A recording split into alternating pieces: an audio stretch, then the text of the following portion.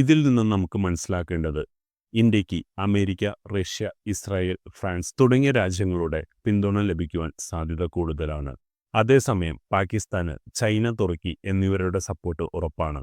എന്നാൽ ഒരു ആഗോള യുദ്ധത്തിൽ കാര്യങ്ങൾ വഷളായാൽ ഈ സഖ്യങ്ങൾ എങ്ങനെയാണ് മാറുന്നതെന്ന് പറയാൻ സാധിക്കില്ല.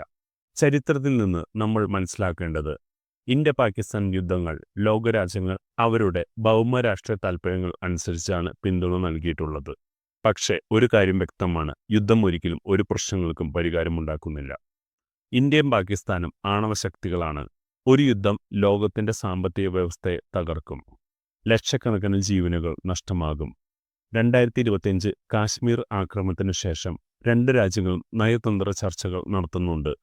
യുദ്ധത്തിന് പകരം ശാന്തിയാണ് നമുക്ക് ആവശ്യം.